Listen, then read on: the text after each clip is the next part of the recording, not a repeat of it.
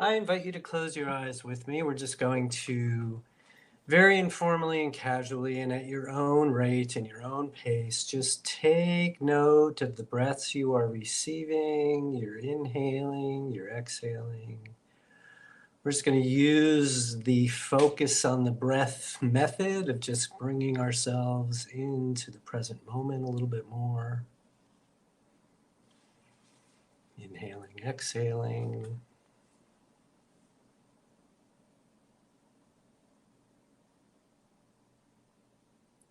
From this place, no sooner do we grok the idea that we are receiving breath, and if you're anything like me, that might make you question, well, where are we receiving it from? And boom, there you have it. Call it what you will, but we're not doing it ourselves, and therein lies one of the underlying ideas about being here in spiritual workout, that we are spiritual, eternal beings having human physical experiences. What do you know? That's the position we take here in spiritual workout world, using the 15 concepts as Delilah referred to. And tonight, for our brief warm-up, I'm going to unpack the concept judgments separate us. Judgments separate us. That is what the concept is called. And I just want to spend a couple of moments to, like I say, unpack that, describe a little bit about what we actually mean. Fun fact, sidebar, this was the last of the 15 concepts to be added to the list back in the late 90s when that list was being formulated. But I digress. So, judgments separate us. The idea is that if we have a thought, if we have an opinion, if we have an attitude, even sometimes we say we have a feeling about something, but it's really a thought, then all of that material is judgment. So what do we mean by judgments separate us? What we mean by judgments separate us is that if you walk into a room that I'm in,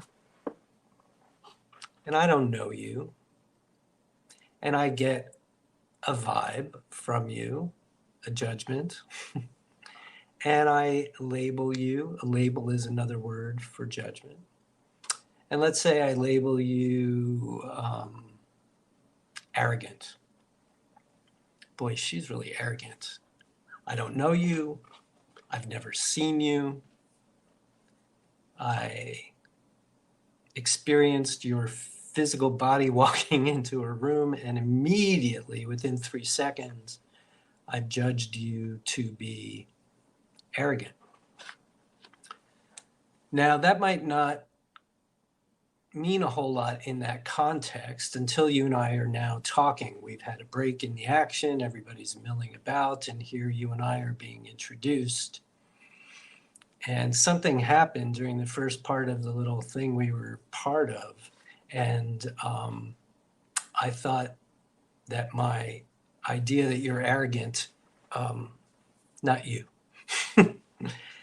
got underscored and confirmed a little bit. So now somebody's introducing us, and I've got a judgment about you that you're arrogant. And I'm saying that judgments separate us. So the separation comes in that I'm really thinking about arrogant. In fact, since you walked in the room, I'm thinking about arrogant.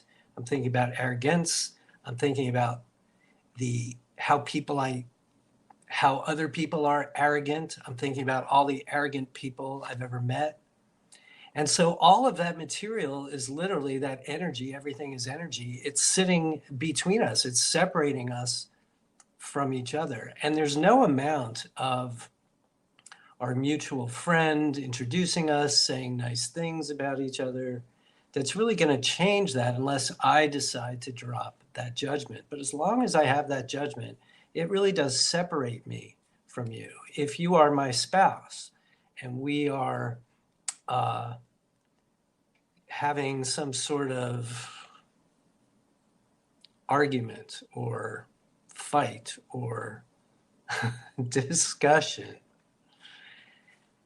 And I kind of roll my eyes and I say, this is ridiculous. But I don't even say it out loud with words, but you know me well enough and you know what that eye roll means. So now you're my spouse and I've created this judgment, this energy between us whereby all I'm thinking about is ridiculous. I'm not with you. I'm not nearly as connected to you as I could be because I'm having a relationship, if you will. I think Eckhart Tolle talks about it that way. I'm basically having a relationship in that moment with the ridiculous and all that it means to me. And you're still talking, and all that energy has separated us. So we can't really hardly ever talk about judgment without also talking about compassion. So whether it's a stranger walking into the room or my spouse right in front of me, if I have an intention to live more compassionately, then by nature or as a result of that intention, I'm going to be practicing letting go of judgment left and right, left and right, left and right, because there's no way for me to really hear what you were saying, spouse o' mine, or potential new friend who I first started out calling arrogant. There's no way for me to really appreciate anything about who you are, what you're doing, what you're saying, as long as I have that judgment. It literally does separate us. So my intention to be a more compassionate person is what's going to inspire me. Taking inspired action as a result of setting a shiny, clear intention is going to inspire me to get better and better and better and better at leaving my judgment out of it. So spouse comes in, and if my intention is to be compassionate, and I even think, well, this is a little ridiculous, my practice is to just drop that thought that it's ridiculous. I'm just making that up. That's just my opinion. That's just my judgment. I have every right to have it, but it's not going to do anything to warm relations here. Now, as we talk about this idea, judgments separate us in the context of spiritual workout, another place that it comes up is the judgments that we have about ourselves. I'm not smart enough. I'm not good enough. I don't make enough money. I don't have the right job. I don't have the right blah, blah, blah, blah, blah, right? I'm too fat. I'm an idiot, right? So all those ideas we have about ourselves also separate us from ourselves, from the truth of who we are, from the being part of the human beings we are. I can't possibly truly know myself if I'm constantly judging myself and labeling myself with all manner of judgment. It's literally impossible. So if I want to extend compassion to myself, I will practice over and over and over and over and over and over and over again, letting go of the judgments that I make about myself as and when I notice that I'm doing it. So that's basically enough, and it's almost everything that I want to say about this right now, and then we'll get to what you want to talk about. But let's also just carry this a little further, just for kicks. So if I'm walking in the park, as I've had occasion to do recently in springtime, and I notice a flower, and I walk up to that flower, and I call it beautiful, have I separated myself from that flower? Yeah, I have. It's a judgment. It's not a judgment, I think, that's going to really do much harm to anyone or anything. It's my opinion. I'm kind of saying it. But there is separation. In other words, if I were a yogi or a monk of some sort and devoting my life to wanting to be the flower, be the flower. And if that were my intention, to be the flower, then every time I call it beautiful, I'm knocking myself out of the alignment with connection to the flower. I've separated myself from it. So I'm offering this crazy, silly example to say that when you're out in the world and you're thinking about or coming up against this concept, judgments separate us, because you've been hanging out here in spiritual workout for a little while, don't worry about the judgments that are not really going to bother anybody. If you call your spouse beautiful,